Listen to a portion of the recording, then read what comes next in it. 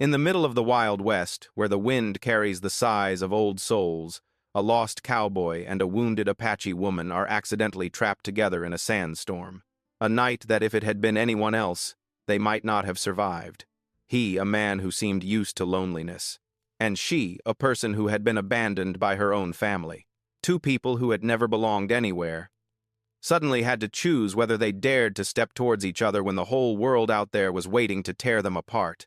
If it were you, between prejudice and kindness, between fear and understanding, what would you choose? Would you dare to trust a stranger when all your life has taught you that trust is the most dangerous thing? This story is not just about life and death. It is about the moment when a person's heart is truly awakened. If you have ever experienced loss or felt lost in life, I invite you to stay, because this story knows how to touch on the pains we keep hidden. Before we begin, don't forget to like, share, and subscribe to the channel so we can continue to accompany each other through humane stories. The late autumn wind crawled across the Sierra Verde basin like a tired animal carrying dust, the dry scent of mesquite, and the kind of silence that made a man take stock of his own heartbeat. Ethan Colton felt every bit of that silence settling on him as he rode his old bay gelding along a narrow trail carved by hooves older than memory. The sun was low, slipping behind a row of sandstone bluffs that glowed the color of dying embers. Ethan had ridden alone for years now. Alone had become a familiar coat, something he wore without thinking. But some evenings, especially evenings like this, the coat felt a little heavier on his shoulders. He had left the town of Dry Creek 2 hours earlier, planning only to check a section of broken fence on the Colton ranch. Instead, he found himself drifting west toward the empty ridges, where the land carried fewer footprints and more ghosts. He told himself it was just to clear his mind, to get some distance from the noise of the bunkhouse and the chatter about winter cattle prices. But in truth, he had been running from something deeper, something quieter, the memory of a woman's coughing, the tremble of a frail hand in his, and a whispered apology he still didn't know how to accept. 7 years gone, and the ache still rode behind his ribs like a hidden knife. He adjusted the brim of his hat. The air had changed. It had turned cooler, sharper the way it always did before a desert storm gathered its strength. Ethan knew weather better than he knew most men. A shift like this meant he had less than an hour before trouble came rolling down from the higher cliffs. He pulled his coat tighter and spoke to the horse under his breath. "Easy now, Rust. We'll find cover soon enough." Rust flicked an ear but didn't break stride. The old gelding had carried Ethan through drought, through dust storms, through nights colder than a widow's stare. The horse knew his rider's moods the way some men knew the shape of a prayer. But tonight even Rust grew uneasy, a low rumble far away. Not thunder. Hooves! Ethan turned in the saddle, scanning the empty trail behind him. At first he saw nothing, then faintly a flicker of movement near the ridgeline to the east. 2 riders, maybe 3, moving fast. Too fast for simple travelers heading home before nightfall. He felt his jaw tighten. Outlaw riders didn't usually bother with lone cowboys. There wasn't much profit in it. But lately, rumors from the next county spoke of men desperate enough to rob anyone with boots. Ethan didn't carry much of value, but he carried enough to give a desperate man reason. He nudged Rust forward faster toward the narrowing canyon ahead. The canyon walls rose high on both sides, streaked red and gold with old mineral veins. The trail would squeeze to less than 10 feet across. If he were caught there, it would be like waiting in a throat for the wolf to swallow. The riders behind him grew clearer now. 2 silhouettes, maybe more, hidden by the dust. One of them raised an arm. A rifle glinted in the dying light. Rust jolted. Ethan dug in his heels. They galloped harder than he wanted to in that narrow place, but the sound of hooves behind them left no room for caution. Stones clattered down the canyon walls. Dust rose in thick sheets. Rust pushed himself, lungs heaving breath, turning white in the cooling air. The first shot cracked through the canyon. Echoes bounced off the rock faces, splintering into a dozen jagged knives of sound. Rust lurched, startled. Ethan leaned low in the saddle, shielding the horse as best he could. Another shot rang out, closer, sharper. They had to get out of the open. Ethan scanned the canyon desperately. The walls were too steep to climb, too smooth to grip. If he stayed on the trail, he'd be a target until the shooters ran out of ammo or patience. Neither outcome favored him. Then he saw it. a dark slit in the canyon wall half hidden behind a tumble of sagebrush. It wasn't much, just a shallow opening, maybe 8 feet across and barely tall enough to ride into without ducking. But it was shelter, or at least a chance at it. Go, Rust. Now! The horse veered sharply, hooves skidding across loose gravel as Ethan steered toward the crevice. A third shot ricocheted off a nearby stone, sending a spray of rock dust across Ethan's cheek. He gritted his teeth, ducked low, and urged Rust onward. They reached the opening. Rust tried to stop too quickly.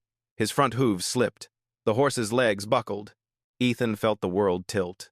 He threw himself sideways at the last second, rolling off the saddle before Rust collapsed. Ethan hit the ground hard, the breath punched from his lungs. Pain flashed white behind his eyes. Rust scrambled to his feet but limped badly, holding his left foreleg in the air. The horse wouldn't carry him another mile tonight. Maybe not tomorrow either. Ethan staggered upright. His head spun. His ribs screamed from the fall. He could hear the riders approaching, the thunder of hooves echoing wider now that the canyon had opened behind him. He didn't look back. Instead, he grabbed Rust's reins with one hand and dragged the horse with him into the narrow crevice. The world dimmed instantly. The air grew cold. The stone swallowed what little daylight remained. Ethan moved deeper, feeling the tightness of the passage scraping against his coat. He expected the space to end abruptly, but instead it widened just enough for a man and injured horse to hide in. He waited, breath held, back pressed against the gritty wall. The riders rushed past outside their shadows, long and distorted across the canyon floor. One shouted something unintelligible. Another cursed about losing the trail. Hooves hammered the ground as they disappeared down the path. Ethan exhaled shakily. He wasn't out of danger, but he had bought himself a little time. Enough to think, enough to gather his senses. He ran a hand along Rust's neck, whispering, "You did good, boy." Only then did he notice the faint crackle of something deeper inside the darkness. Not fire, not an animal, a breath, a human breath. Ethan froze. A whisper of movement stirred the shadows. Then a shape emerged, tall, still, watchful. He could barely make out the form in the darkness, but the outline was unmistakable. A woman standing with her back straight, her chin lifted, her presence as calm as a midnight lake, and in her hand something gleamed. A blade of polished bone held steady and unflinching. Ethan's heart kicked hard against his ribs. He raised both hands slowly, palms out. The woman stepped forward just enough for him to catch the faintest glimmer of her eyes, dark, unreadable, and filled with a kind of quiet that didn't belong to fear or anger, just certainty. She spoke, her voice low and steady. "You should leave. This place is not for you." Ethan swallowed, throat tight. "Ma'am, I can't. Not tonight." Silence stretched between them, heavy, waiting. Outside, thunder rolled again, this time from the sky, not from horses, and the wind funneled through the canyon like a warning. Inside the cave, two strangers stood face to face in the darkness. Two lives that had drifted too far from home. Two souls carrying wounds no one else could see. And neither realized yet that the storm outside was nothing compared to the storm about to happen between them. The darkness inside the narrow cavern settled like a second skin, wrapping both Ethan and the stranger in a hush so complete it made every sound feel sharper. Ethan kept his palms open, fingers spread just enough that she could see he meant no harm. The air smelled of damp stone and old dust, but also something else. Cedar smoke, faint and lingering. Someone had sheltered here before, maybe not long ago. The woman watched him with an expression unreadable in the dim light. Even so, there was nothing fragile in the line of her shoulders. She carried her stillness like armor. Her grip on the bone knife never wavered. "Ma'am," Ethan murmured, keeping his voice steady. "I'm not here to trouble you. You already bring trouble." The words were soft but certain. Ethan let his breath out slow. She wasn't wrong. The gunmen might return. The storm was building, and he had barged into a place that clearly wasn't meant for visitors. "I'll leave when the danger passes," he said, "and when the sky lets me." Lightning flashed outside the crevice, lighting the small chamber in a blue-white glare. In that split second, Ethan saw her more clearly. Long black hair braided with strips of leather, a worn buckskin jacket, trousers fitted for riding moccasins caked with red dust. Her face carried the quiet beauty of a life carved by open sky. But it was her eyes that held him, the steady calm of someone who had lived through storms far greater than this one. She spoke again. "The storm will not let you go tonight." Another flash of lightning confirmed her words. Rain began to fall outside, at first in hesitant drops, then in a sudden furious sweep that roared against the canyon walls. The wind wedged itself into the cracks, howling like a creature with unfinished business. Ethan swallowed. "Then it seems we're both staying." The woman's gaze dropped briefly to Rust. The old gelding stood trembling near the wall, his injured leg held stiffly. She didn't move toward him, but something softened in her posture. "Your horse is hurt." "Yes, ma'am. Took a bad step when we tried to get off the trail." "You tried to outrun those men." Ethan hesitated. "I did." Lightning flashed again.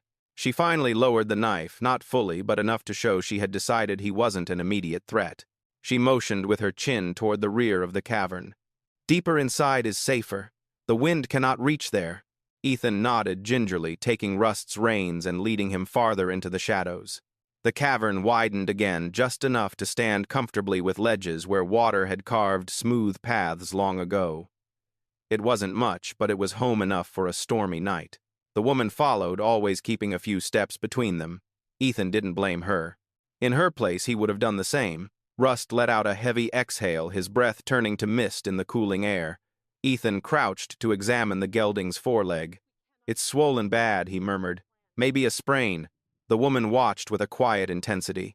Then, as though making a private decision, she stepped closer. "Move," she said simply. Ethan blinked. "Ma'am, I can help." "Move." Her tone wasn't harsh, just certain. Ethan stood aside. She knelt next to the horse, her hands gentle but practiced fingers, tracing the line of the tendon with surprising skill. Rust flinched once, but relaxed under her touch. She murmured something low in Apache, words neither Ethan nor Rust understood, but they carried a peaceful rhythm. After a moment she said, "He will walk tomorrow, but slowly. You cannot ride far." "That'll be enough," Ethan replied. "Thank you." She didn't acknowledge the thanks. Not out of rudeness, he sensed, but out of a different way of living, a different sense of manners. Silence seemed to mean more to her than words. Another gust of wind whipped into the cavern's entrance, carrying the scream of the storm. Rainwater began to drip from the ceiling, splattering onto the ground. The woman stepped back, her gaze flicking toward the entrance with a hint of unease. "Flash floods come fast in these canyons. We must watch the water." Ethan nodded. "You mind if I get a small fire going farther back? Just enough for warmth. No smoke." She hesitated. Then, "Yes, but small." There was a trust forming, thin as the thread of a spider's web, but present. Ethan gathered a few pieces of dry brush he kept bundled in his saddlebag. The woman watched him work, making no move to help or hinder. Once lit, the flame glowed softly, illuminating the cavern with a warm amber flicker. In the firelight, Ethan saw her more clearly, saw the faint bruising at her jawline half hidden beneath her hair, saw the way she favored one shoulder as though nursing an old injury, saw the years in her eyes, years lived, not in age, but in experience. He cleared his throat. "Name's Ethan Colton." She studied him for a long moment before answering. "I am Kaya Redbird." The name settled into the space between them like a gentle weight. Ethan repeated it silently, Kaya, feeling its soft edges and steady center. A name that fit the woman who carried silence like a companion. "You from around these parts?" Ethan asked after a moment. Kaya didn't sit. She stood with calm posture, watching the entrance as if expecting someone or something to appear. "I was born east of the Verde River," she said finally. "Far from here." Her voice carried a note Ethan recognized. A note of someone who had left home not by choice but by necessity. He didn't press her further. Instead, he said quietly, "I'm sorry the world's been unkind." Kaya looked at him, surprised by the softness of his tone. For a moment her eyes showed something raw, a flicker of hurt that had been buried deep. Then she blinked it away. "You know nothing of my world, Ethan Colton." "No," he agreed. "But I know what loss looks like." Her jaw tightened. "Loss looks different to different people." "That's true." He paused. "But the ache feels the same." Kaya turned her head sharply, as if the words had struck her in a place she didn't expect. Then she walked to the opposite side of the cavern and sat with her back against the stone knees drawn up beneath her leather coat. The storm howled outside, rattling the narrow entrance like a warning. But inside, the fire crackled softly, casting shadows that danced across the cave walls. Minutes passed, maybe more. Ethan felt the quiet settle around them again, but this time it wasn't hostile. It was simply the kind of quiet two wounded people share when they recognize something familiar in each other's scars. Eventually, Kaya spoke. "You should sleep. You will need strength tomorrow. You should rest, too." Her expression shifted a hint of a wry smile, fading almost as soon as it appeared. "I rest when the night allows me." Ethan nodded, understanding more than he said. Some people carried storms inside them long after the sky had cleared. He lay back slowly, his hat resting over his chest, eyes half closed but alert. Rust stood nearby, his breath calmer now. The fire warmed Ethan's boots and sent thin trails of comfort through his tired bones. Just before sleep drifted over him, Ethan heard Kaya's voice again, quiet almost to herself. "You brought danger with you, Ethan Colton, but—" She paused, as if searching for the right shape of the truth. "You did not bring fear." Ethan felt something shift in the night. Something unspoken, something waiting. Outside, thunder cracked. Inside, two strangers breathed in the same fragile pocket of warmth. Tomorrow would bring questions neither expected.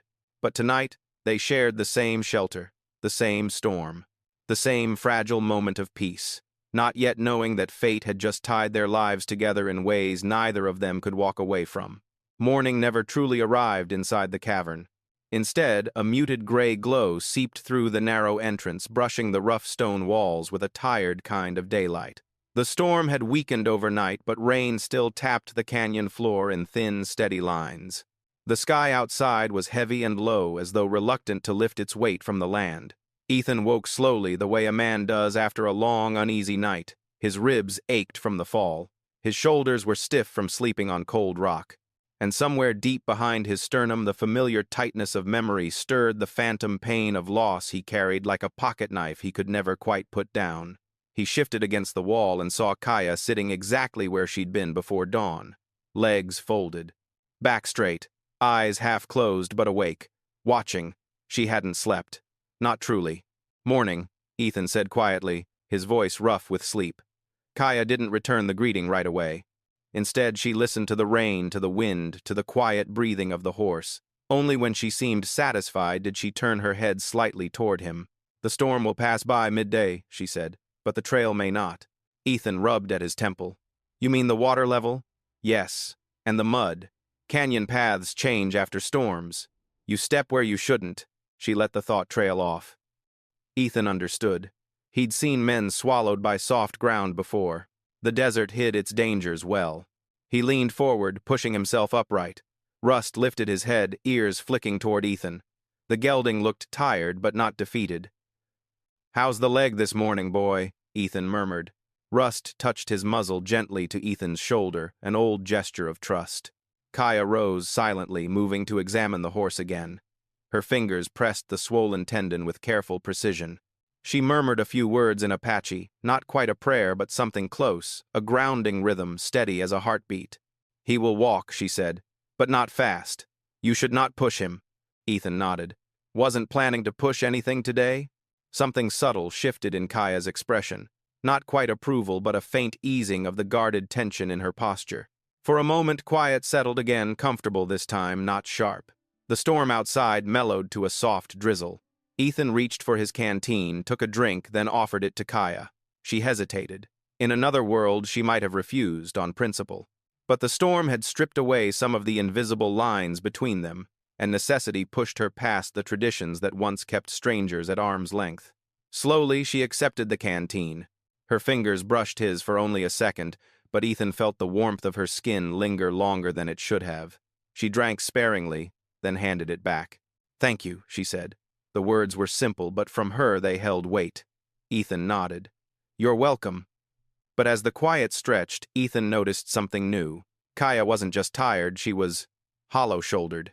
Not physically weak, but carrying a heaviness that had nothing to do with storms or canyons. He studied her for a moment before speaking. "You look like someone who hasn't had a decent night's rest in a long while." Kaya met his gaze, steady and unflinching. "Rest is not for people like me." "You say that like it's a sentence." "It is," she said simply. Ethan drew in a slow breath. "You got someone chasing you, someone you're hiding from." Kaya looked toward the cave entrance. The rain softened to a whisper, but the wind carried a restless edge. "I am not hiding," she said, "but there are those who would rather I were gone." Ethan's brows furrowed.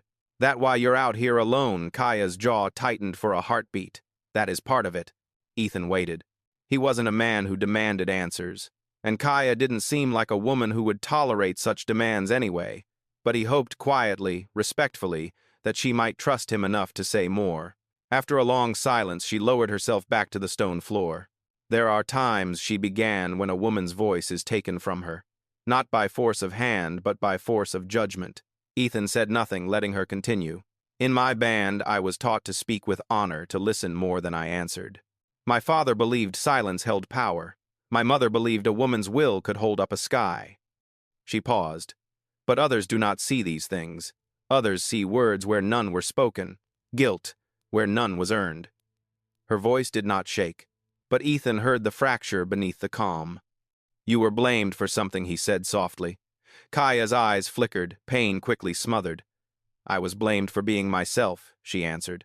Ethan felt an ache stir inside his chest, familiar but not his own. A wound recognizing another wound. He shifted closer, but not enough to crowd her. Whatever they put on you, you don't have to carry it alone. Kaya looked at him with something like surprise. Then, something like caution. Then, for a fleeting second, gratitude. You speak as though you know the weight, she said. Ethan's gaze dropped to his hands. The calluses, the quiet scars, the faint tremor that sometimes crept into his right hand when memories found him in the night. I do, he admitted. Maybe not your kind, but enough. A soft rumble of thunder rolled across the canyon. Rust shifted, snorting gently. Kaya studied Ethan like she was trying to read the space between his words. You are a quiet man, she said at last. Is that good or bad? It is both, she answered. Quiet men often carry storms inside them. Ethan let out a breath that wasn't quite a laugh. I reckon you're not wrong there. Kaya's gaze softened a fraction. For a moment the storm seemed to recede further, not just outside the cave, but between them. Then Ethan's stomach growled loud enough to echo off the stone walls. The corner of Kaya's mouth twitched the faintest shade of amusement. You should eat.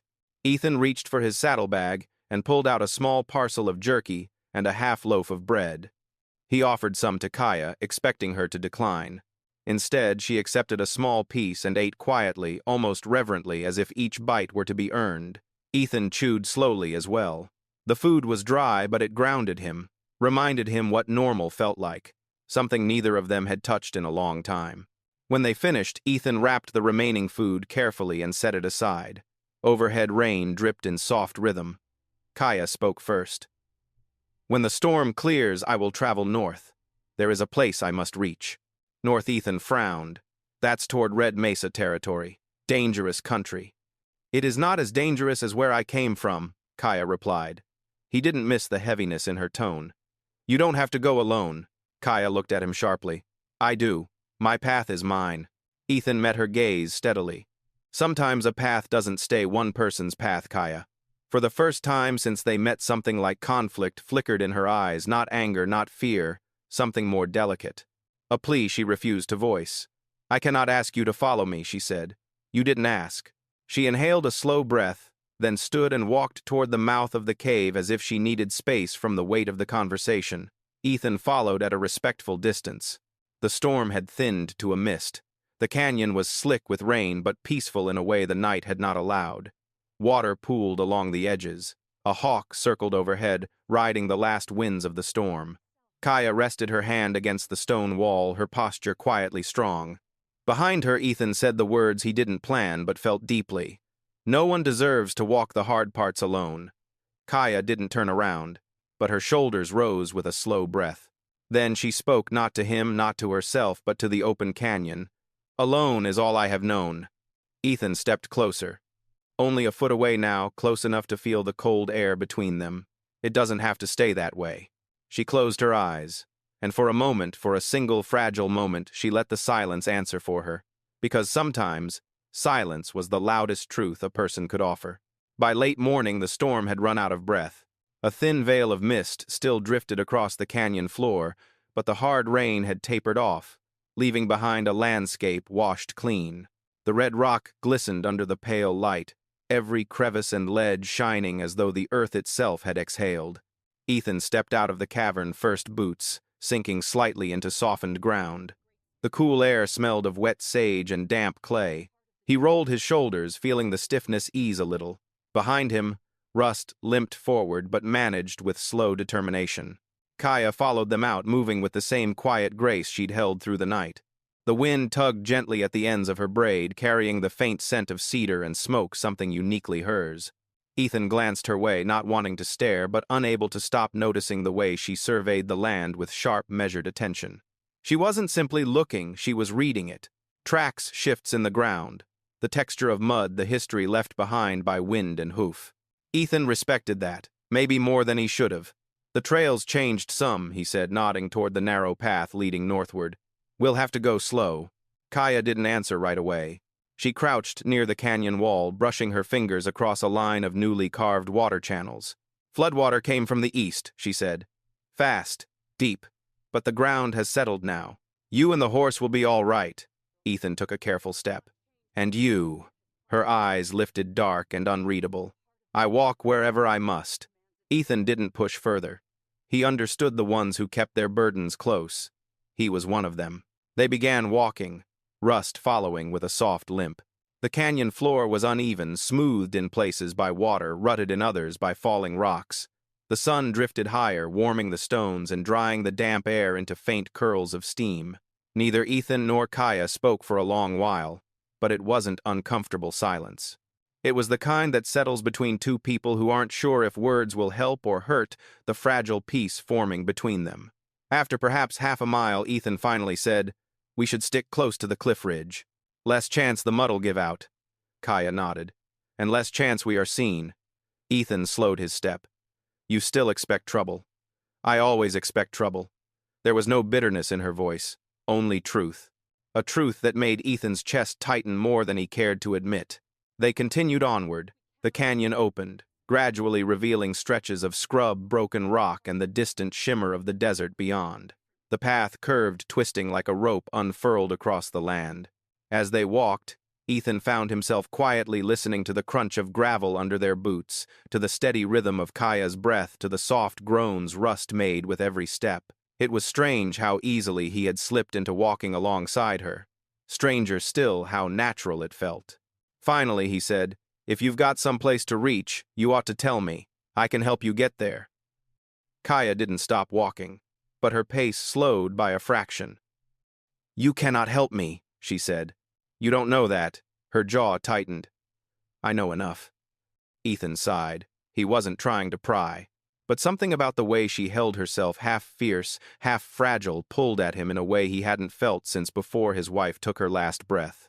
"You're not the only one who lost things," he murmured. That made her stop. She turned to face him fully for the first time since leaving the cave. Her eyes softened not in pity but in understanding. A deep, quiet understanding that felt like it reached straight through him. "Yes," she said softly. "I see that." Ethan opened his mouth to speak, but just then, Rust snorted sharply, ears pricked toward the canyon rim. Kaya reacted instantly. She placed a hand on Ethan's arm, her fingers a firm warning. "Don't move." Ethan stilled. Her hand remained a second longer before she let go and stepped forward, scanning the ridge. The wind shifted, carrying a faint sound, distant but unmistakable. A horse, maybe two, hooves striking rock in an unsteady rhythm. Ethan's pulse tightened. "You think it's the men from last night?" Kaya didn't look back. "Either them or others who should not find us." Ethan followed her gaze, studying the ridgeline. The canyon curved upward, filled with enough cracks and ledges that anyone could hide behind them.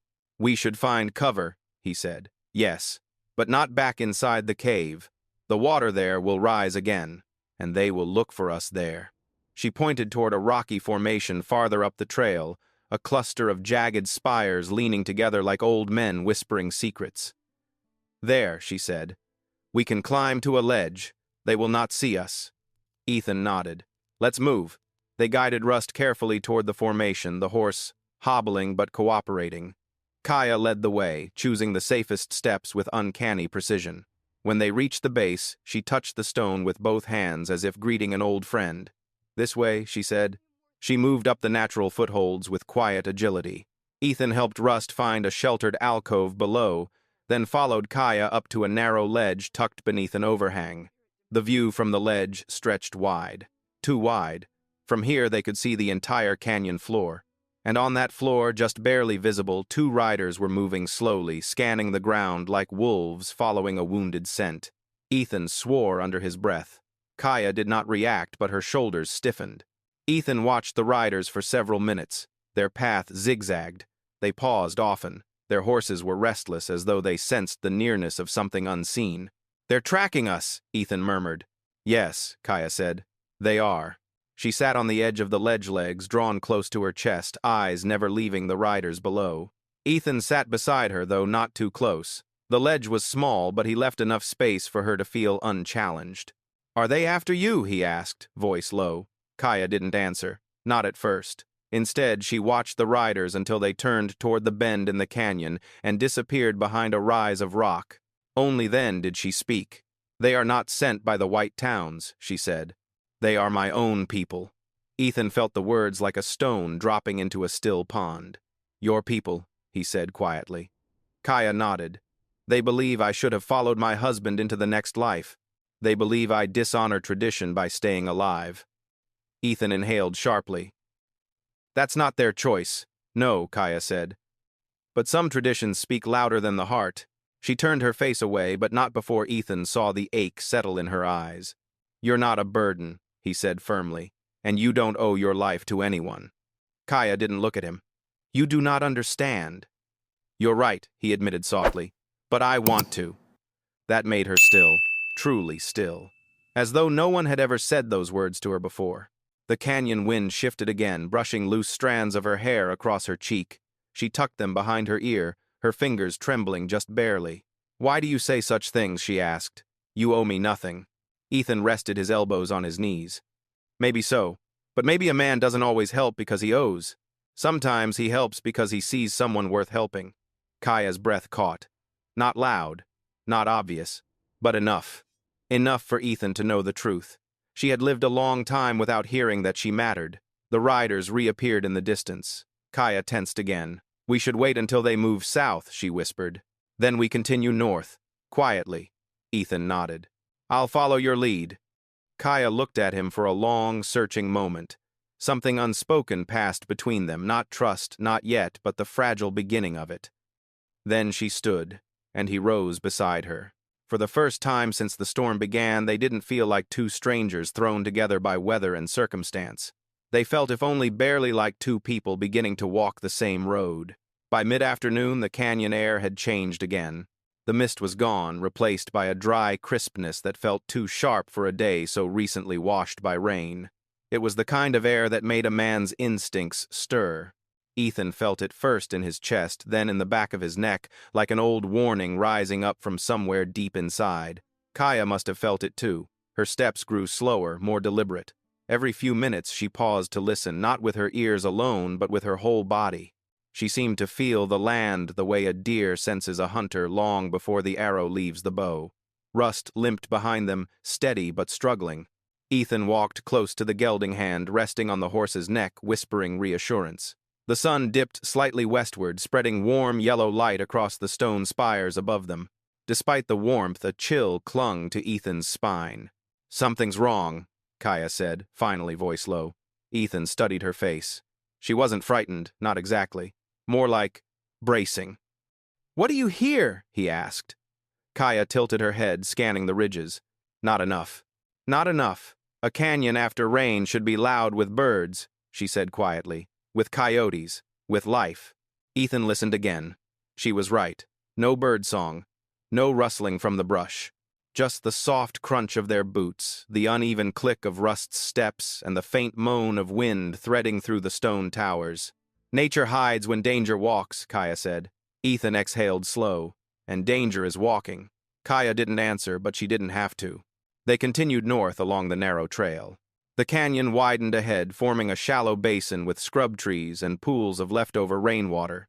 At first glance, it appeared peaceful, but Kaya lifted her hand sharply, stopping Ethan in his tracks. "Don't move," she whispered. Ethan froze. Kaya crouched, brushing two fingers lightly across the dirt. Then she pointed. There, half covered by disturbed mud, was the imprint of a boot heel. Not Ethan's, not hers. The heel was deep, like someone had been standing there, watching, waiting. She moved her fingers a few inches to the left. A second footprint. Smeared but unmistakably fresh. Ethan's jaw tensed. How long ago Kaya examined the edges of the print? An hour, maybe less. Ethan glanced back the way they'd come. The spires, the ledges, the shadowed cracks, all of it suddenly felt too close. "You think it's your people?" he asked. Kaya stared at the print for several long seconds. Then she said softly, "Yes." Ethan felt his stomach tighten. He'd never been hunted before, not properly. But Kaya had. He could see it in the way she breathed, the way she held her shoulders, the way her eyes sharpened like a blade being ground. "We should hurry," she said. Ethan nodded. "I'll keep pace." But Rust couldn't. The horse stumbled after only a few steps, letting out a strained, painful grunt. Ethan steadied him, his heart sinking. "He's not gonna last long at this speed," Ethan said. "We push him too hard, we lose him." Kaya knelt beside Rust, pressing a hand to his shoulder in a gesture that was both practical and tender. She sighed, not annoyed, but resigned. "Then we walk his pace," she said. Ethan frowned. "That'll keep us slow. Too slow." Kaya looked him in the eyes. "You would lose him." Ethan looked at Rust, at the scars on the gelding's legs from miles of hard living, at the years they'd shared. Rust wasn't fast, but he was loyal, steady, honest. "No," Ethan murmured. "I wouldn't." Kaya nodded once, as if she'd expected nothing less. There was no judgment in her expression, just understanding. "We walk. Slow," she said. "But we walk smart." They kept moving, searching for higher ground. For safety. For anything. After another half-mile, the canyon walls flattened into a broad sweep of land dotted with low juniper brush. A dry wash cut across the path, the soil soft and freshly disturbed from the flood. Kaya lifted her hand again. More prints. More than one person. Maybe three, all moving with purpose. "They are circling," Kaya said, "trying to push us into open ground." Ethan frowned. "Why not just take the canyon path? It's easier." "Hunters choose the path their prey fears most," Kaya replied. Ethan blew out a tight breath. "And what path do they think you fear?" Kaya looked toward the eastern ridge, a steep climb rough and scattered with boulders. A place where footing could give way easily, where someone could fall, where ambush would be simple. "That one," she said. Ethan followed her gaze. "Then we don't go that way." Kaya shook her head. "We must. It's the only route north that keeps them behind us instead of in front."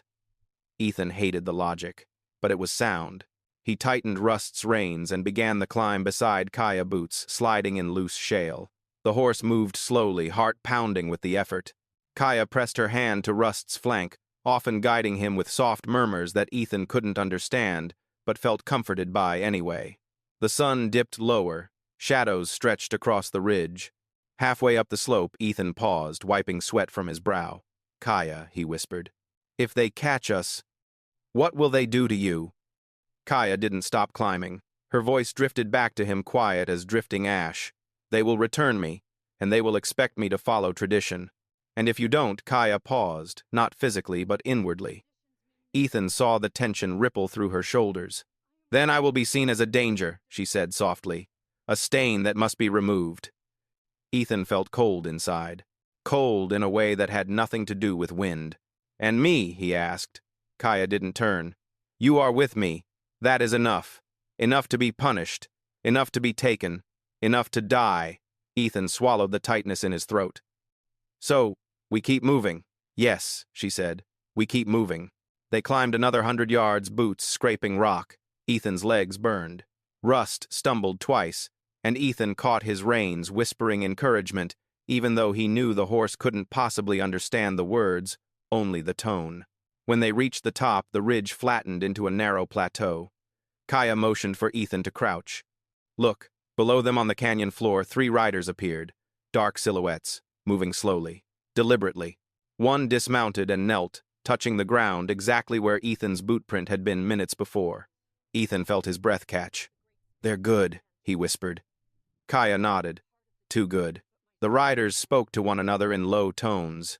Then, as though answering a silent signal, all 3 turned their horses north. Ethan cursed under his breath. "They know where you're going." "Yes," Kaya said. And we're ahead of them by what, a few hundred yards? Less, she answered. Ethan rubbed his hands over his face. All right. What now? Kaya turned toward the plateau's edge. The wind tugged the fringes of her buckskin sleeve. Her gaze swept the northern horizon, etched with mesas, washouts, and the long stretch of unforgiving desert. We do not outrun them, she said. We outthink them. Ethan nodded slowly. You got something in mind. Kaya pointed to a narrow cut in the rock that descended in a twisting path hidden from view. Down there, she said. It will take us west for a time. Not north, but it will keep us alive. Ethan didn't hesitate. Then west it is. As they started down the path, Ethan glanced sideways at Kaya. You ever get tired, he asked quietly, of being hunted by the people who should have protected you? Kaya didn't stop walking, didn't flinch, didn't stiffen, but she answered. All the time, she whispered. Ethan felt something shift deep in his chest, an ache he hadn't expected. The kind that belonged not just to sympathy but to recognition. We'll stay ahead of them, he said. Kaya's voice, faint but resolute, drifted back to him. No, we will stay alive. And for the first time, Ethan realized those words meant something different to her than they did to him. Not just survival, not just escape, but a chance at a life she'd never been allowed to choose. And he found himself wanting more than he understood to help her reach it. The narrow cut in the rock, what Kaya called the serpent's path, twisted downward in a tight coil. The walls were close on both sides, brushing Ethan's shoulders as he guided Rust carefully along the uneven descent. The air cooled the deeper they went, gathering shadows in folds like old blankets no one had shaken out in years. The sky above shrank to a thin slice of pale blue. Kaya moved ahead, light on her feet despite the steep terrain. She paused, often listening, breathing with the land, tracing her fingers along stone to read its story. Ethan watched her whenever he could without being obvious about it. There was something about the way she anchored herself to the earth, the way she carried quiet strength that drew him toward her like a slow, persistent tide. After they descended a few hundred feet, the canyon opened slightly into a narrow shelf where they could rest. Kaya motioned for Ethan to stop. We stay here for a moment, she said softly. Let the horse breathe. Rust sank onto his haunches, sides heaving. Ethan knelt beside him and gently rubbed the gelding's neck. You're doing good, old boy, he murmured. Just a little longer. Kaya crouched near the edge of the ledge, scanning the canyon they had just climbed. Her eyes moved like a hawk's, patient, precise, seeing what others missed. Ethan sat beside Rust, breathing deep, letting the sweat cool on the back of his neck. After a moment, he turned to her. You think they're close? Kaya didn't turn her head. Close enough. Tracking us. Yes. Ethan let out a long exhale. Then we better keep ahead. Kaya shook her head slightly. We do not rush. People who rush make noise. People who make noise make graves. Ethan gave a small, grim smile. You talk like someone who's had to survive more than once. Kaya's expression didn't change, but her silence was an answer on its own. Ethan leaned back against the rock wall. The stone was cool grounding. You know, he said quietly, I can keep quiet too. I can move steady. Careful. I'm not dead weight, Kaya. Her gaze flicked to him briefly. I know. If you were, you would not be alive now. Is that a compliment, a truth? Ethan chuckled lightly. I'll take it. Kaya's lips didn't form a smile, but the tension in her shoulders eased a hair's breadth. For a long time, neither of them spoke. They let the canyon wind whisper around them. They listened to Rust's breathing settle. They watched the shadow of a passing cloud drift across the stone far above their heads. Then Ethan broke the quiet. Kaya! His voice carried something fragile, something he wasn't entirely sure how to hold. What is it? She asked. Ethan looked down at his hands, turning them slowly. Strong hands, calloused, worn. The hands of a man who'd spent years working the land because he didn't know what else to do with the ache inside him. Last night he said, You said I didn't bring fear with me. Yes. Why'd you say that? Kaya's eyes returned to the canyon floor below. Her voice, when she answered, was low. Fear follows men with loud hearts. Loud hearts, men who take what they want with no thought for who bleeds, she clarified. Men who speak bigger than the wind, men who walk with noise. Ethan let the words settle. And me, he asked. You walk with silence, she said. It is not weakness. It is weight. Ethan swallowed. A heavy weight. Yes. She finally looked at him. Really looked. You have sorrow in your quiet. Sorrow does not shout. It echoes. Ethan felt something pull tight inside him. The kind of tightness a man doesn't notice until someone points gently toward it. I lost my wife, he said, the words slipping out softer than he meant, and I wasn't enough to save her. Kaya's expression did not shift dramatically, but the shift was there, subtle, like a wind brushing across tall grass. You loved her, she said. I did, and she loved you. Ethan nodded, his throat thick. She did. Then blame has no place here, Kaya said. Loss is not a punishment. That's not how it feels, Ethan whispered. Kaya's gaze softened, truly softened. My mother died when I was young, she said quietly. My father carried her memory like a blade, sharp, always cutting. It made him strong, but it made him alone. Ethan looked at her with a slow breath. You think that's me? I think you fear becoming him, she replied, and you fear losing someone again. The words hit him with a quiet force. She wasn't wrong, not even a little. Ethan looked away, brushing a thumb against Rust's mane. Kaya, he said after a pause, you carry something too, something heavy. Kaya tensed. The quiet around them thickened. You don't have to tell me, Ethan said gently, but I see it. Kaya's eyes darted to his. For the first time since meeting her, there was something almost vulnerable in the depth of her stare, something raw. They saw me as a curse, she said at last. My husband died. Not by my hand, not by my doing, but by illness. Yet my band believed a woman without children brings misfortune. Ethan clenched his jaw. That's not your fault. Kaya shook her head. Truth does not matter when a story has already been written. He shifted closer, careful not to crowd her. But you're not a curse. Kaya closed her eyes for a moment. When she opened them again, her voice was barely a whisper. That is not what they believe. But it's what I believe, Ethan said. The canyon wind swept through the crevice, echoing faintly through stones older than memory. Kaya held his gaze longer than she had ever dared before. Then she said almost inaudibly, You should not say such things. Why? Ethan asked, though he thought he knew. Because truth can become a bond, she murmured. And bonds make people vulnerable. Ethan looked at her with quiet honesty. Maybe some bonds are worth the risk. Kaya inhaled slowly, the breath catching at the end, as though she wanted to believe him, as though she didn't know how. Then footsteps echoed from above, faint, but unmistakable. Ethan stiffened instantly. Kaya rose in one smooth motion, her entire posture sharpening. They're here, she whispered. Rust snorted uneasily, shifting back against the rock. Ethan peered up the narrow path.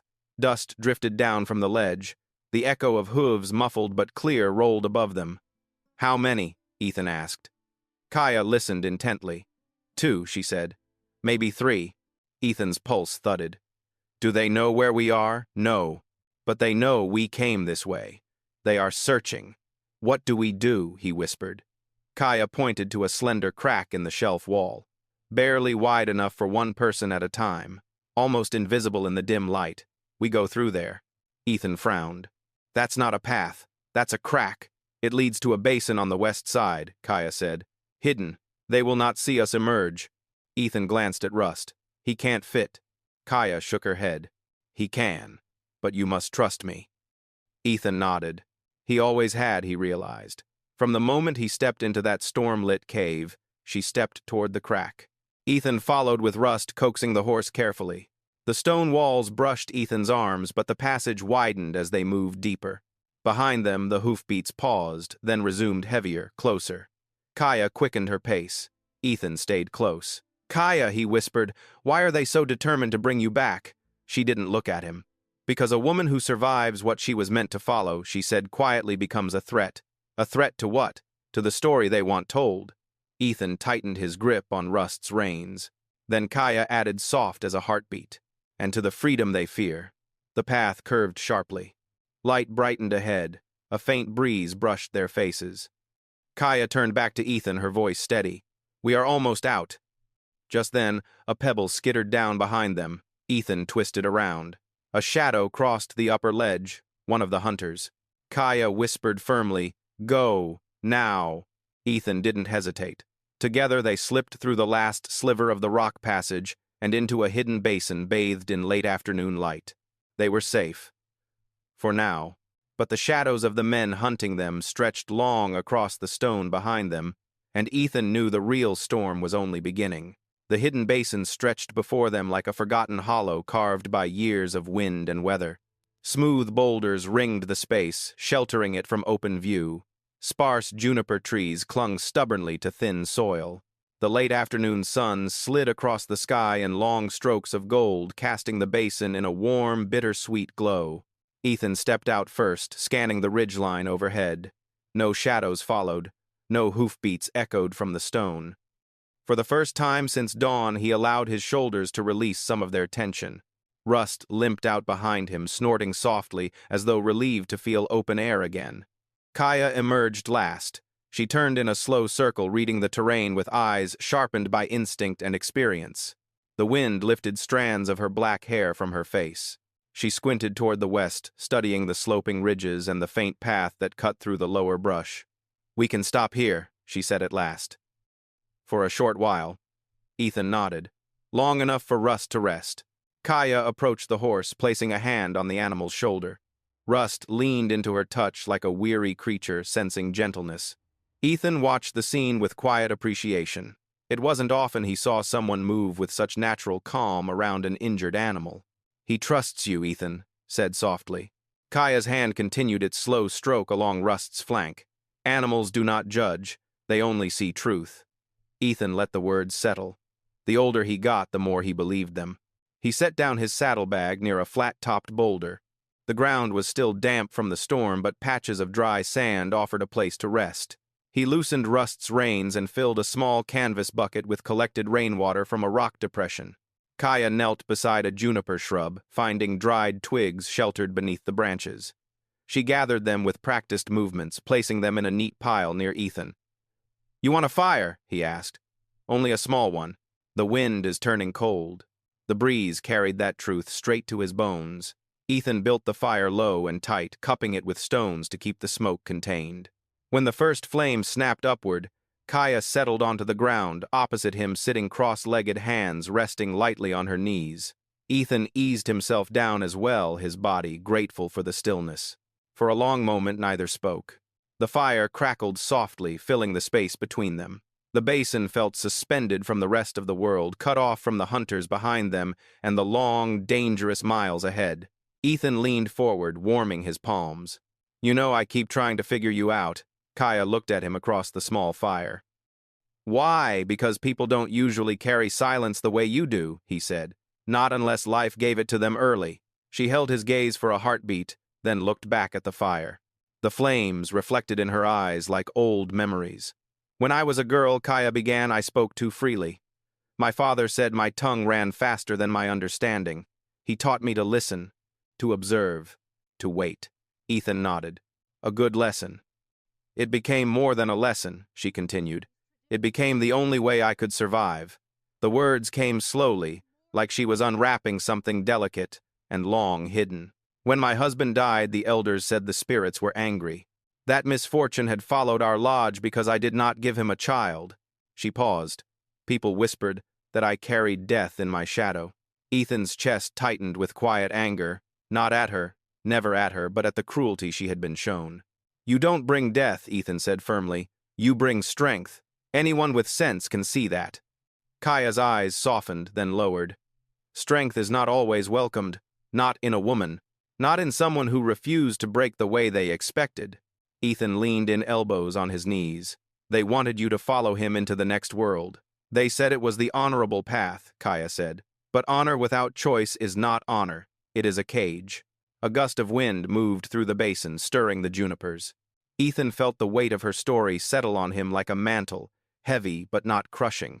He could picture her standing alone among her people, refusing the fate others tried to stitch around her. It took a rare kind of courage. "I reckon you did the bravest thing a person can do," Ethan said. "You walked away." Kaya met his eyes, and something vulnerable flickered there. It did not feel brave.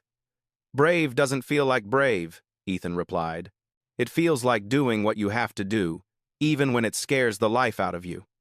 Her breath caught faintly, as though his words had touched a place inside her where fear and resilience tangled together. "Then what about you, Ethan Colton?" she asked. "What fear do you carry?" Ethan froze. Kaya didn't look away. Her posture remained calm, but there was a quiet determination in her gaze. Not demanding, only inviting truth in the same way she'd offered her own. Ethan stared into the fire, letting the warmth steady him. He hadn't spoken his heart aloud in years. The wound was old but tender when touched. My wife, he began slowly, was sick for a long time. I tried everything. Medicine, prayers, nights without sleep. Nothing changed what was coming. Kaya listened without interrupting. One night she took my hand and told me she didn't want me to be alone after she was gone. She asked me to promise I'd keep living. His voice tightened. But I didn't know how. Kaya's gaze softened. You loved her deeply. Yes, Ethan whispered. And after she died, I didn't know what parts of me were left. I worked the ranch, rode the hills, spoke only when needed. Silence became easier than facing the ache. Kaya nodded slowly. You carry grief like a man who believes he failed. Ethan swallowed hard. Maybe I did. Kaya shook her head, a quiet authority in her voice. Death is older than all of us. It chooses without reason. You did not fail. You loved. The simplicity of her words cut deeper than any sharp truth. Ethan breathed out long and shaky. Maybe I needed to hear that. Kaya didn't smile, but her expression warmed. Maybe you did. For a while they sat like that, two people whose wounds had finally been spoken aloud, even if only to a stranger on a cold desert afternoon. Yet the sharing didn't feel strange. It felt strangely right.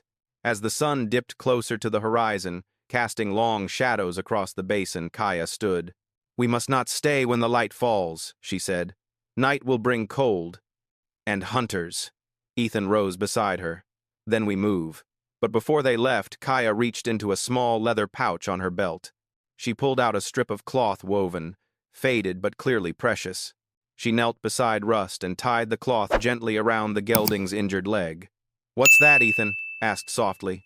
A blessing, Kaya said. My mother made it for me long ago. It brings steadiness. Ethan's throat tightened again unexpectedly. You sure you want to use it on my horse? Kaya nodded. Rust carries you. And you carry weight inside your heart. It is right. Ethan couldn't speak for a moment. He touched the edge of his hat in quiet thanks. As they prepared to leave the basin, the wind shifted again. A bird cried overhead, sharp, distant. Kaya stiffened. What is it? Ethan asked. She turned slowly toward the west. Her eyes narrowed. The hunters, she whispered. They are closer than I hoped. Ethan gripped Rust's reins. Then let's stay ahead of them. Kaya looked at him, something fierce and fragile both in her gaze. We will, she said, but you must trust every step I lead. I already do, Ethan answered. Her breath caught again a small, telling sound. Then she turned toward the narrowing path at the basin's edge.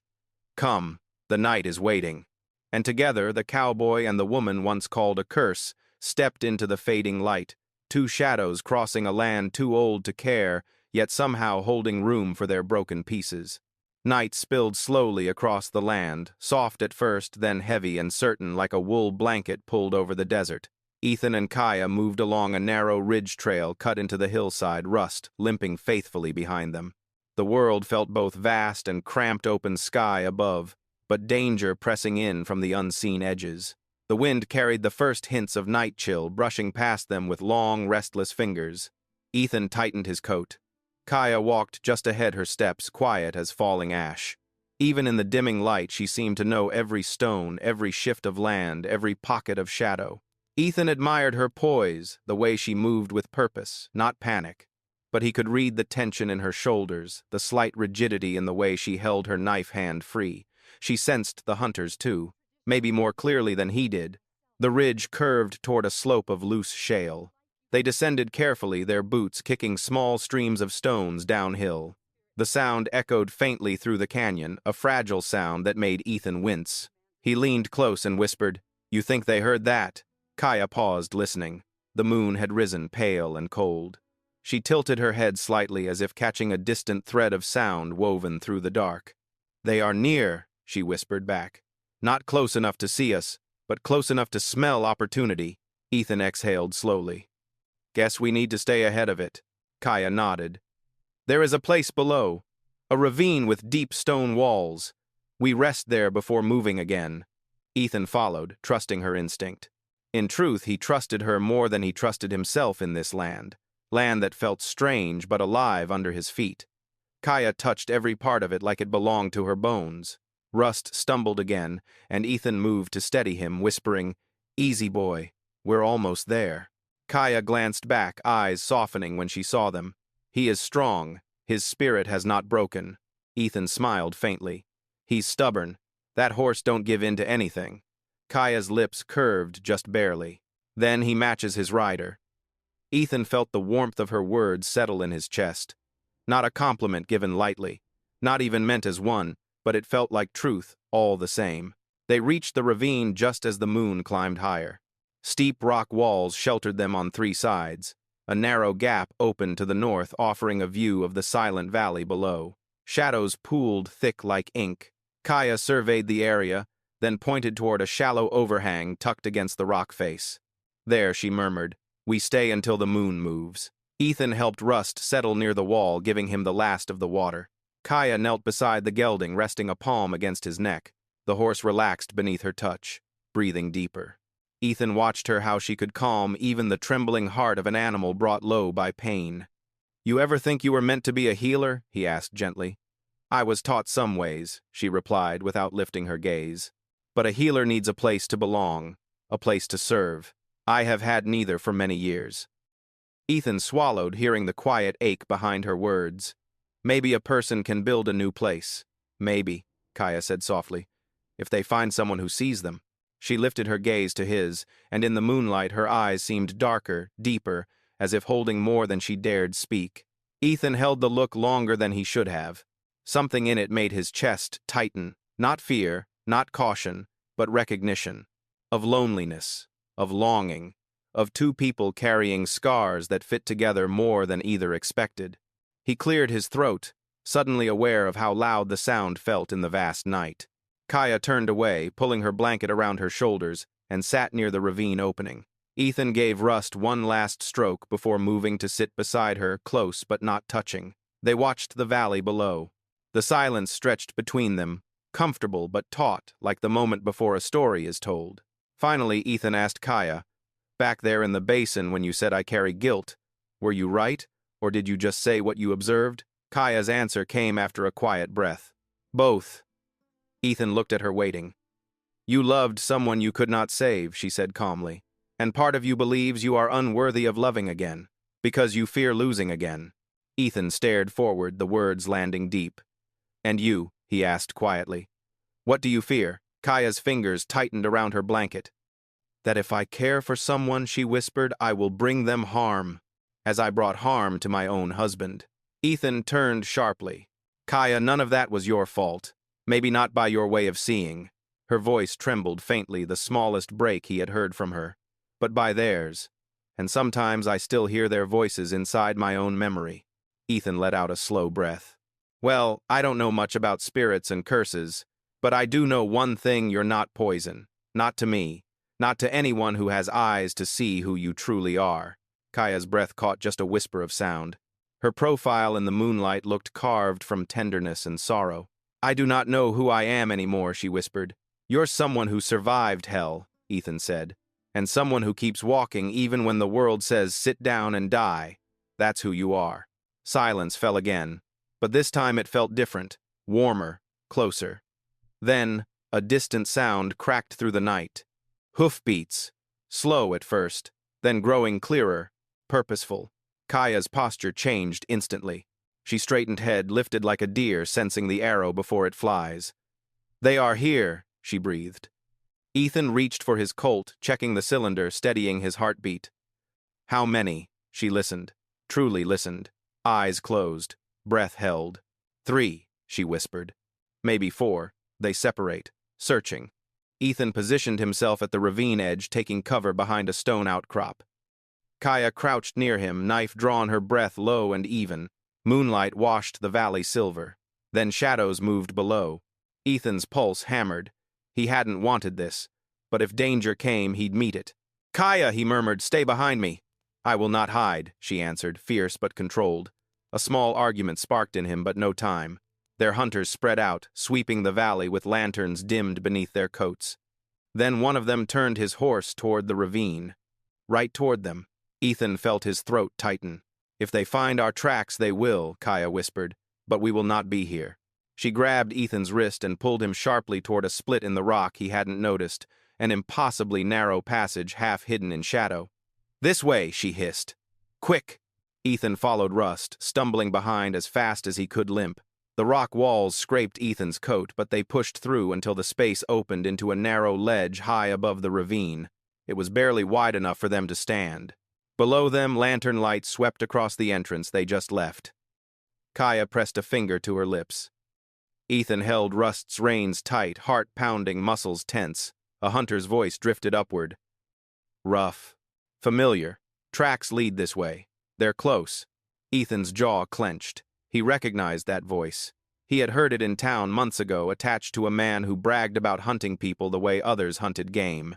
Kaya leaned close, whispering in the faintest breath, "Do not move. Do not speak." The hunters paused below. Lantern light caught the ravine walls. One man dismounted, inspecting the ground. Too close. Far too close. Kaya's fingers grazed Ethan's hand. Not fear, connection. A silent message. Stay alive. Stay with me. After an eternity, the lanterns moved on. The footsteps faded. The horses drifted down the valley, searching elsewhere. Ethan breathed for the first time in what felt like minutes. Kaya exhaled as well, closing her eyes briefly. Relief washed over her features, but so did something else. A deeper weariness. The kind carried by people who have spent too much of their life running.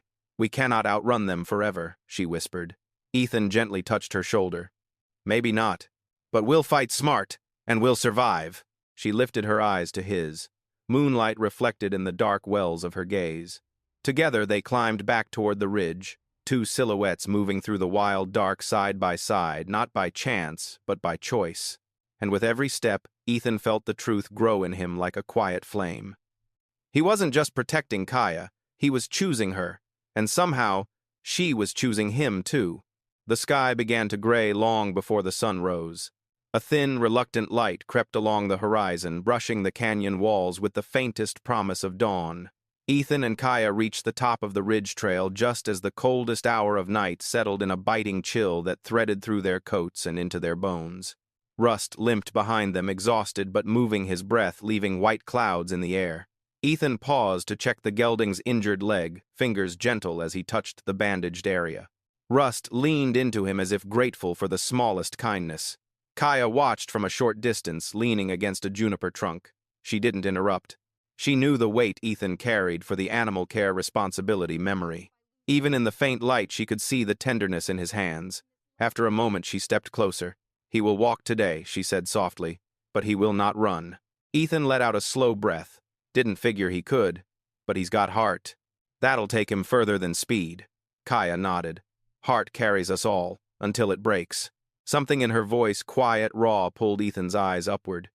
She looked out toward the eastern sky, not meeting his gaze. He wondered if she was thinking of her husband again, or of the life she'd left, or of the people hunting her still. Kaya, he began. But she lifted a hand, stopping the words gently. We move now. The hunters will rise with the sun.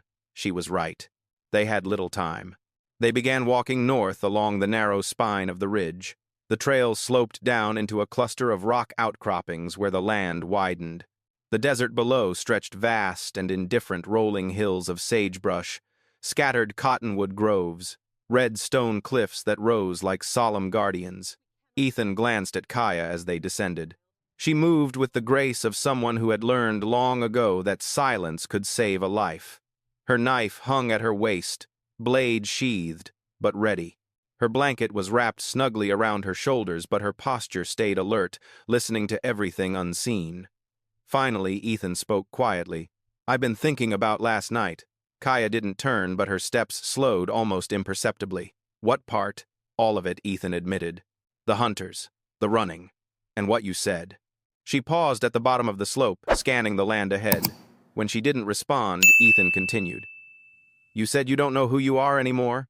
Kaya's breath fogged in the cold morning air. It was truth, maybe, Ethan said slowly. But I think you're someone who had to bury pieces of herself just to stay alive. Doesn't mean they're gone. Just means they're waiting. Kaya tightened the blanket around her shoulders. You speak as if rebuilding is easy. No, he said. I speak as someone who knows how damn hard it is. Kaya finally turned toward him. Her eyes were darker in the morning, light deep, tired, but searching. What did you rebuild after your wife died? She asked softly. Ethan exhaled. Not much. A few fences. Some parts of the barn. Mostly I rebuilt walls. Around myself. And now Ethan hesitated. Now, I think those walls have cracks in them. Kaya studied him longer than before. Not with suspicion, but something like quiet wonder. Then she turned away again, beginning to walk. We will talk later, she said quietly. When we are safe. Ethan followed, giving her space. They continued north for another hour before reaching a wide clearing where the earth sloped downward into a series of shallow hills. Ethan shaded his eyes, squinting across the land. Kaya, you see that? She stepped beside him, her gaze sharpened. In the far distance, dust rose in narrow plumes, several riders, maybe more, trailing deliberately across the lower valley. They track us still, Kaya murmured. But they are far. Far but closing, Ethan said. We need to think smart. Kaya nodded. There is an old wash ahead, dry half the year. If we follow it, our trail will be harder to read. Let's head that way, Ethan said, fast as we can. They angled northwest, moving in silence, except for Rust's uneven steps. The landscape shifted quickly, sagebrush giving way to thin patches of grass and dark soil. Near midday, the dry wash appeared a twisting gash in the land carved by ancient floods. Ethan stepped down into the wash, the sand cool beneath his boots. Good cover. Kaya followed, adjusting her pace to match Ethan's careful guiding of Rust. We hide for now, she said, but they will check here. Everyone knows of this place. Ethan frowned. Then, where do we go? After West, Kaya said. Toward bigger canyons. The land becomes broken, full of stone towers and narrow paths, hard for horses, good for hiding. Ethan nodded. He trusted her judgment even when it took them into unknown territory. They walked several more miles, following the winding course of the wash, until the land narrowed between tall stone walls. Here the silence grew heavier, less wind, more echo. The air cooled noticeably. They stopped near a ledge where the wash curved sharply, and a shelf of rock provided shade. Ethan helped Kaya gather stones for a small windbreak, while Rust rested in the shadowed sand. After a few minutes, Ethan sat on a low rock, his legs aching from the long climb. Kaya lowered herself beside him with slow, careful movements, her fatigue visible now. That wound still hurting? He asked gently. Pain speaks, she said, but I tell it to wait. He smiled faintly. You're tougher than most. She looked at him with a quiet seriousness. Strength is not something I want to prove. It is something life demands. Yeah, Ethan murmured. I know that feeling. For a while they simply rested. A cool breeze threaded through the canyon, carrying the faint smell of damp earth. Rust grazed on sparse tufts of grass, ears twitching with every sound. Kaya spoke first, her voice soft. When you said your heart has cracks now, do you fear what might come through them? Ethan turned, surprised by the question. Why ask? Because... Kaya hesitated, searching for words. Because when a heart opens after being closed for many seasons, it may not know how to stay steady. Ethan's throat tightened. You afraid mine might fail you. She met his eyes, and for the first time since he'd met her, he saw true fear there, not of death, not of pursuit, but of attachment. I am afraid, she whispered, that if I trust you, I will lose you too. Ethan leaned forward, resting his forearms on his knees. Kaya, you won't lose me. You do not know, that she replied gently. Death takes, war takes, men take. He shook his head. Maybe so. But right now, right here, I choose to stay. Kaya's breath trembled. And tomorrow, Ethan said, I'll choose the same. A long silence stretched between them, soft, fragile, profound.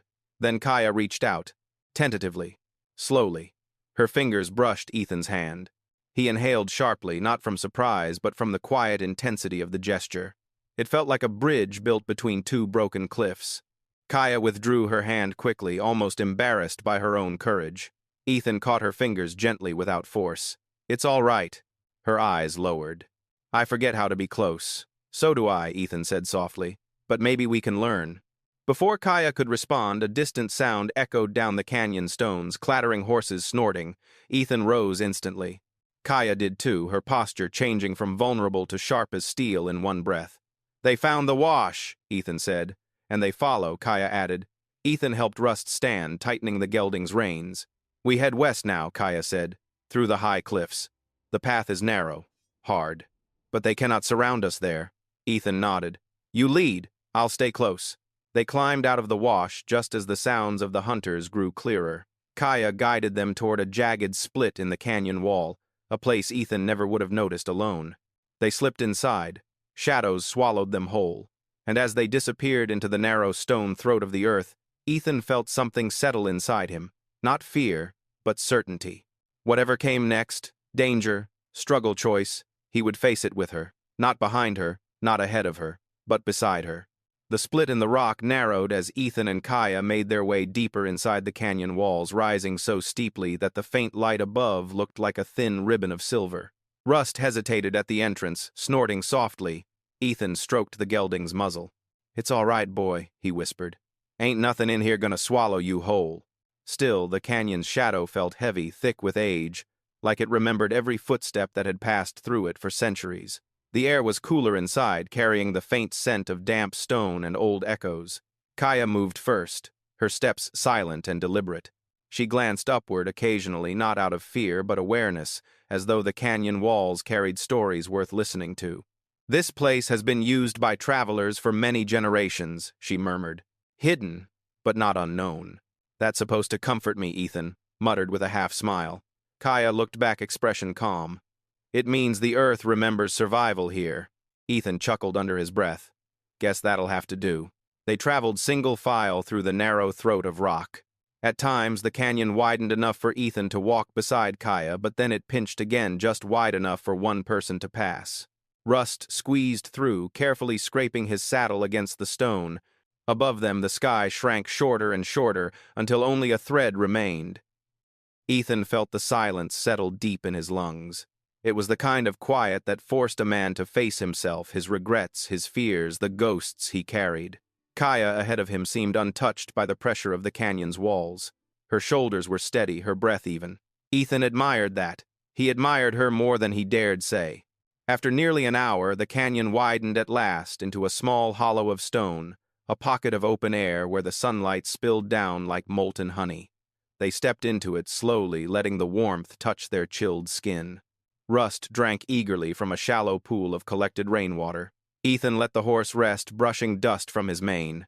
Kaya stood at the edge of the hollow, scanning the entrance they had come from. Her eyes narrowed. They are close, she said softly. Ethan stiffened. You hear them, she shook her head. I feel them. He didn't question it. Not anymore. Her instincts had saved them too many times to doubt. Ethan approached her side. We keep moving. In a moment, Kaya said. First, you must understand something. Her tone changed, quiet but firm. Ethan faced her, fully studying the tension in her jaw. What is it? He asked gently. Kaya looked down at her hands. Where we go next, the cliffs become dangerous. Only one path, narrow as a breath. One wrong step sends a person down into a ravine the earth does not return from. Ethan nodded slowly. All right, I can handle narrow. She hesitated, not like her usual sure self, but with something heavier. There is a place, she whispered, where the trail splits into two. One path leads to safety, the other leads toward my people. Ethan's pulse tightened. And how am I supposed to know which is which? Her eyes lifted to his. I will tell you. He frowned slightly. Then what's the worry? Kaya looked away, voice soft as falling dust. The path toward my people is the one I must choose. Ethan's breath caught. Kaya, no. She didn't turn. They will not stop hunting unless I stop running. I cannot bring you into their wrath. Kaya, Ethan said again, firmer now, don't do this. She closed her eyes. It is not choice. It is fate. Ethan stepped closer, close enough that the warmth of his presence brushed her shoulder. No, he said softly but fiercely. It ain't fate. It's fear dressed up like duty. She trembled, a barely perceptible shiver, but enough to break something fragile inside him. Kaya, you deserve more than this. More than running.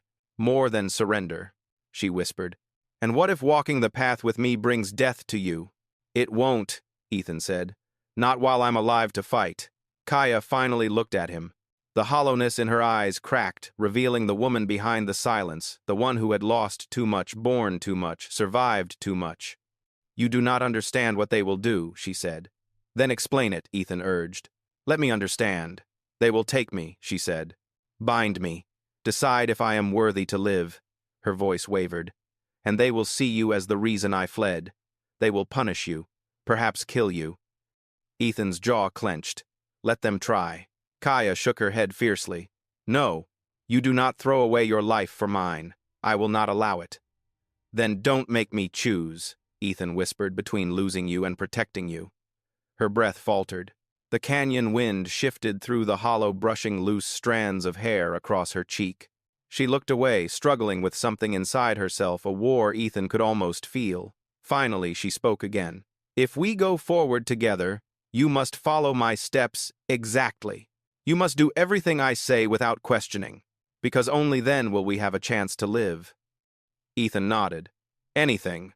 Whatever it takes." Kaya studied him a moment, searching his face for hesitation. She found none. "Then we go," she said. They guided Rust back into the narrowing canyon and continued west. The walls rose higher, squeezing the light into thin slices that danced across the sandstone in shifting patterns. The earth beneath their feet grew uneven, broken stone, loose gravel, steep angles carved by time. Ethan placed each foot carefully matching Kaya's pace. She moved with the precision of memory, each step chosen deliberately. Ethan followed without speaking, feeling the canyon pulse around them like a living thing. After a long stretch of silence, Kaya said quietly, "Ethan, yeah, you are not afraid." Ethan smiled faintly. "I'm afraid plenty. I just learned how to walk with it." Kaya nodded. "That is a strong way." He glanced at her. "You walk with fear, too." "Yes," she admitted, "but not alone." Their eyes met briefly. Something warm sparked between them, not loud, not sudden, but steady. The canyon curved sharply, revealing a narrow stone ledge barely wider than their boots. Below it, the land dropped into a ravine, so deep the bottom dissolved into darkness. Kaya raised her hand. Slow, one step at a time.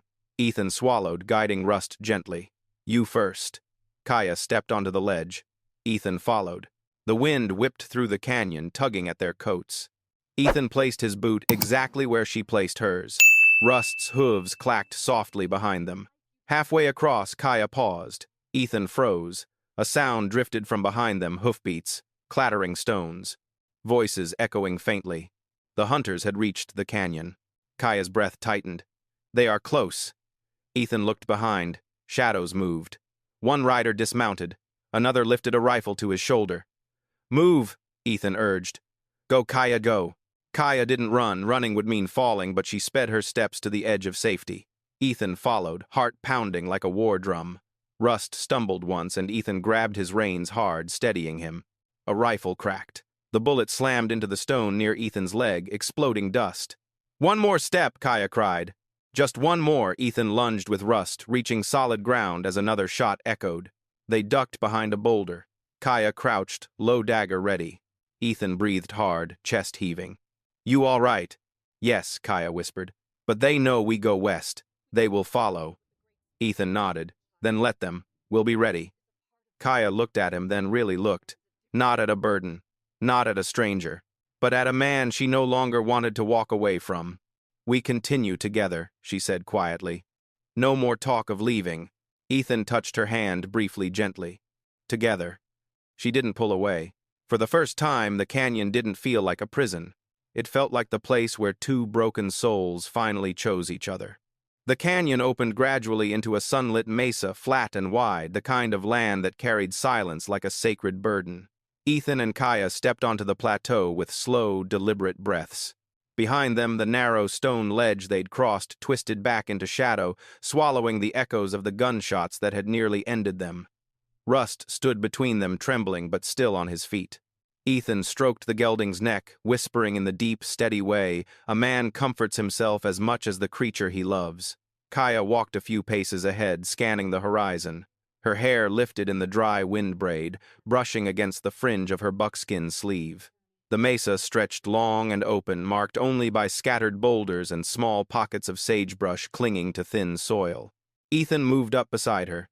You think they'll try the ledge? Kaya nodded. Yes, they will, but only one at a time. It will slow them. Slow ain't the same as stop. Kaya's gaze remained fixed on the east. Nothing stops men who think they are righteous. Not stone, not storms, not truth. Ethan let the thought settle like dust. So what do we do? We move west, she said, toward cliffs with many paths, ground that shifts beneath feet, places where only those who know the land can survive. Ethan exhaled. Sounds like home to you. Kaya turned her head, meeting his eyes. It is the place I learned to stand alone. Ethan studied her face, quiet, strength, old hurt, fierce self-control. And now he asked softly, Are you still alone? Kaya didn't answer, but the silence she offered wasn't rejection. It was cautious, tender, like someone walking barefoot across ground that could break open under her weight. They began walking across the mesa. The morning sun rose higher, warming their backs. Rust kept a slow pace but steady, not faltering as much as before. In the distance, the land curved into a series of descending ridges. Ethan and Kaya traveled in silence until they reached the first slope. Ethan paused to catch his breath, hands on his hips. Kaya waited beside him, watching him without judgment. You tire? She asked. He chuckled. More like, I forget I ain't 20 anymore. Her expression softened faintly. You walk with purpose. That is enough. He looked at her. That your way of saying I'm stubborn, it is my way of saying you do not give up, Kaya replied. Same thing. This time, she almost smiled. They continued downward until the ridges narrowed into a network of stone pathways, some steady, some unstable. Kaya slowed, examining the land carefully. Watch each step, she warned. The rock is loose here. Ethan nodded. I'm right behind you. As they moved through the maze-like ridges, Ethan caught himself studying her, how she walked with quiet certainty, how she touched stone before trusting it, how the land seemed to breathe around her. He finally asked, How'd you learn to read the land so well? Kaya paused briefly, turning to him. My father taught me, she said. He said the earth does not speak in one tongue. You learn it by listening to every silence. Ethan nodded. Sounds like a wise man. He was, Kaya said quietly. But his heart carried anger. Some men break others with their words. My father broke himself. Ethan felt the heaviness behind her voice. You miss him? Yes, she answered softly. But sometimes, I miss who he could have been, even more. Ethan understood that more than he wished. Sometimes grief wasn't for the dead, it was for the living who never healed. They reached a narrow crack in the ridge where the ground dipped suddenly. Kaya raised her hand. Stop! Ethan halted. What's wrong? There, she said, pointing to faint markings in the dust. Tracks. Ethan crouched beside her. The footprint was fresh, no more than an hour old. At them, Kaya shook her head slowly. No. This track is smaller, lighter, a single person. Ethan frowned. Someone else out here? Yes, she murmured. Someone who moves with caution. Ethan stood, scanning the ridge lines. A twinge of unease crawled up his spine. Friend or not, Kaya didn't answer right away. Not my people. But not yours either. That was both comforting and unsettling. We keep going, she said, but slower. They followed the winding ridge until it widened into a sheltered basin. Sagebrush dotted the edges, and a single cottonwood tree stood near a dry spring bed. Its leafless branches spread like a quiet prayer. Kaya approached the tree, placing her hand gently against its trunk. This place is old, she whispered. Many have rested here. Ethan guided Rust toward a patch of shade beneath the rock wall. The horse lowered himself carefully to the ground, exhausted. Ethan knelt beside him, checking his breathing. Kaya crouched next to Ethan. He is strong, she said, but he needs more rest. Ethan sighed. I know. They sat quietly beside Rust, the only sound, the faint rustle of wind brushing the sagebrush. After a few minutes, Kaya's gaze drifted to Ethan's hands. Your hands, she murmured. They tell stories. Ethan raised a brow. Stories. Yes, she said. Sorrow, work, loneliness, and something else. What's the something else? She hesitated. Hope. Ethan exhaled the word, hitting deeper than she knew. Haven't heard that one in a while. That does not mean it isn't there, she replied. He looked at her, studying her expression, gentle but unwavering. You see a lot, Kaya. She lifted a shoulder. I see what people try to hide. What do you see in you? He asked quietly. This time, Kaya looked away. I see a woman who walks between worlds, who has been told she does not belong to either. Ethan leaned closer. Then maybe those worlds were wrong. Her breath trembled just once. Before she could speak, a stone shifted on the ridge above them. A small sound, but too deliberate to be the wind. Kaya's posture sharpened instantly. Ethan moved beside her, hand on his Colt. Another stone skittered. Someone was up there watching. Kaya whispered, "They have found us." Ethan tightened his jaw. "The hunters." "No," she said. "The footsteps. They are too soft, too careful." "Then, who?" Before Kaya could answer, a figure appeared at the ridge top, silhouetted against the bright sky. Ethan lifted his gun. Kaya raised her hand sharply. "Ethan, wait." The figure stepped forward slowly, hands empty, palms open. A woman, older than Kaya, face weathered by sun and wind, braids streaked with silver. Clothing marked not with Apache patterns Ethan recognized, but with something older, quieter, belonging to families who lived far from tribal centers. Kaya's breath caught, her body stilled. Ethan glanced at her. "You know her," Kaya swallowed hard. "Yes," she whispered. The woman descended the ridge, moving with the careful grace of someone who'd spent a lifetime navigating unforgiving land.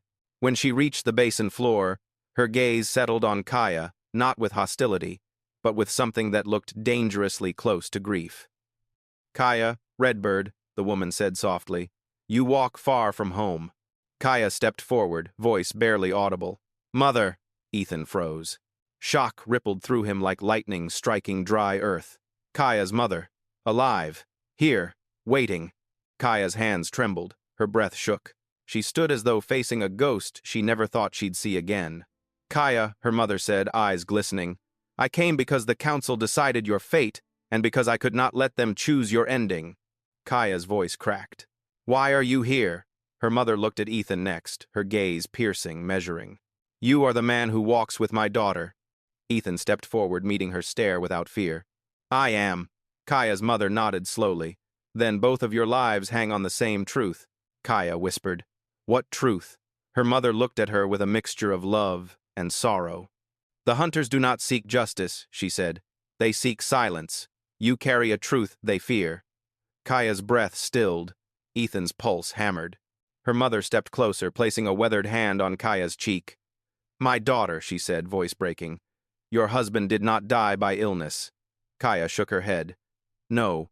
He was killed," her mother whispered, "by the very men who now hunt you." The world froze. Kaya staggered backward, hands shaking violently.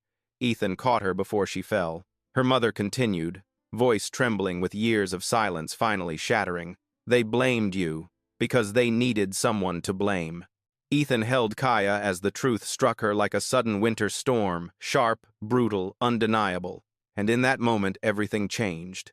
Kaya staggered in Ethan's arms, her breath short and uneven. The mesa felt suddenly too still, too bright, as though the sun itself recoiled from the truth her mother had spoken. Ethan tightened his grip, steady but gentle, feeling her trembling run through him like the aftershock of a struck bell. Her mother, tall, worn by sun and years, stood a few paces away, hands folded in front of her. Her eyes held sorrow deep as old canyons. Kaya's voice came out small, broken. "Mother, no. They told me he died from fever, that the spirits took him." Her mother shook her head slowly. "The spirits did not take him. Men did." Ethan felt Kaya stiffen as though bracing against a blow she couldn't see coming. He steadied her shoulders. "Why didn't you tell me?" Kaya whispered. "Why?" Her mother's voice cracked. "Because the truth was forbidden. The council declared silence. They said speaking it would bring division. They feared bloodshed between families that shared many winters. And so you let them call me cursed?" Kaya's voice trembled with disbelief, pain, and a rising anger that made her eyes glisten. "You let them say I brought death to my husband." Her mother closed her eyes. "I fought them, but I was only one woman. They ordered me to keep the truth buried, and they watched me closely to make sure I obeyed." Kaya stepped back, pulling away from Ethan's hold. "And you listened." Her voice was not loud. It didn't need to be. The quiet cut harder than any shout. "I lived in fear," her mother said. "Fear of losing you too. Fear that if I spoke they would take more from us. You lost me anyway." Kaya's voice wavered, but her gaze stayed sharp, wounded. "You let them send hunters after me." Her mother stepped closer, shaking her head. I came to stop them. I came to tell you what they hid. Kaya's breath shuddered. And what will they do when they find? I know. Her mother hesitated. That hesitation told Ethan everything. He stepped forward, placing himself slightly between Kaya and her mother, not hostile but protective. What's their plan? He asked. Her mother's eyes darkened. If Kaya returns, they will call a council. They will say she must answer for the sickness they blamed on her. But the truth of her husband's death, it threatens powerful men, men who decide who speaks and who stays silent. Ethan clenched his jaw. You saying they'd kill her to keep their secrets buried? Her mother looked him straight in the eye. Yes. A cold anger unfurled in Ethan's chest. It was not loud or wild. It was contained precise, like a knife kept sharp for a moment such as this. Kaya wrapped her arms around herself as though holding together a heart cracking open. Who? She whispered. Who killed him? Her mother swallowed. The chief's eldest brother. He coveted the lands your husband was set to inherit. He feared your marriage would strengthen your family's influence. So he poisoned your husband's water and blamed the spirits. When you lived, they needed a story to explain it. Kaya shook. And the story was me. It was easier to blame the wife, her mother whispered. A woman without children. A woman too strong, too sharp, too quiet. Kaya sank to her knees, her breath stolen as though the earth beneath her had split. Ethan knelt beside her, his hand lightly touching her back. Kaya, he murmured, you didn't deserve any of this. She pressed her palms to her eyes, trying to contain years of grief that suddenly had a new face, a new shape, a violence done against her she never knew she had survived. Her mother lowered herself slowly as though carrying weight too heavy for her bones. I am sorry, daughter. I am sorry for every day you walked alone. I am sorry I could not protect you. Kaya didn't look at her. You protected them, she whispered. Not me. The words sliced the air. Her mother bowed her head. Yes, and it has cost me every night since. For a moment the silence was unbearable. Wind swept across the ridge, carrying dust that glimmered in the afternoon light. Rust snorted softly, sensing the tension but unable to understand it. Ethan watched Kaya's shoulders rise and fall in sharp, uneven breaths. He spoke gently. Kaya, you're not alone anymore. Not now. Slowly she lowered her hands. Her face was streaked with the traces of held-back tears. She looked at him fragile in a way she had never allowed herself to be. I don't know what to do, she whispered. My whole life, the story I carried, it was a lie. Ethan brushed a strand of hair from her face, his touch steady. Then we start over, with the truth, with what's real. Her mother looked between them, mother's sorrow and something else rising behind her eyes. You must leave this land, she said. Both of you. Go west. Beyond the cliffs, beyond the river. Do not let them find you. Kaya rose shakily to her feet. They will hunt you if they know you told me. Her mother nodded. I am old. They fear me less than they fear you. I will live quietly. But you, your life is no longer theirs to shape. Kaya wrapped her arms around herself again. Ethan touched her hand, grounding her. Her mother stepped closer, cupping Kaya's face gently. You are not cursed, Kaya. You never were. You are stronger than any story they used to bind you. For the first time, Kaya leaned into her mother's touch. Tears didn't fall, but the tremble in her breath broke Ethan's heart open. Mother, she whispered. Her mother kissed her forehead. Go. While there is time, a shout echoed faintly from the ridge above. Kaya's eyes widened. Ethan's hand went to his gun. Her mother whispered sharply. They follow me. I knew they would. I led them away from the canyon, but they are not far. Ethan stepped between Kaya and the approaching sound. We need to move. Kaya's mother nodded urgently. There is a ravine west of here, hidden by thorn bush. Follow it down until the land narrows. Do not stop. Another shout echoed closer. Kaya grabbed her mother's hands. Come with us. Her mother shook her head. No. If I run, they will know I betrayed them. I will return to the village. I will tell them I found no one. It will buy you time. Kaya shook her head violently. No, Kaya, her mother whispered, pressing her forehead to her daughter's. You must live. Ethan touched Kaya's shoulder gently. We have to go. Kaya's breath shuddered. Then she nodded, pressing her mother's hands to her chest. I forgive you, she whispered. Her mother's knees nearly buckled. Her eyes filled instantly. Ethan felt the moment like a weight he wasn't meant to witness. Another shout. A gun cocked. Her mother turned sharply. Go, Kaya, let Ethan pull her away. Rust rose to his feet as though understanding the urgency. They moved toward the west edge of the mesa toward the ravine her mother described. Just before they slipped out of sight, Kaya looked back.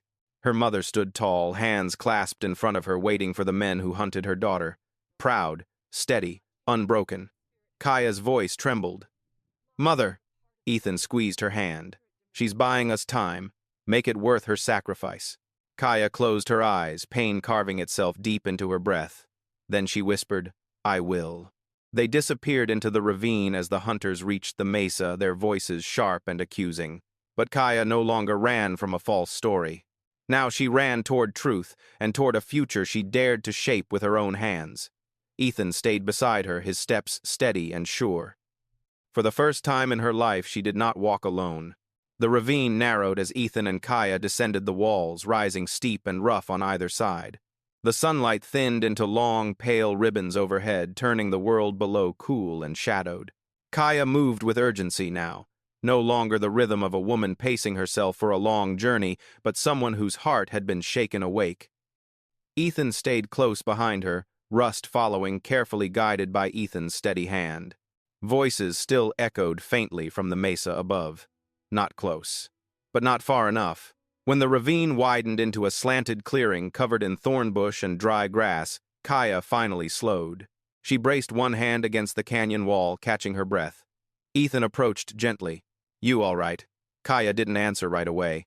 She stared at the ground, her fingers tightening against the stone. My husband, she whispered. All these years, I carried guilt that never belonged to me. Ethan stepped closer, careful not to crowd her. Kaya, his death wasn't your burden. It never was. Kaya shut her eyes.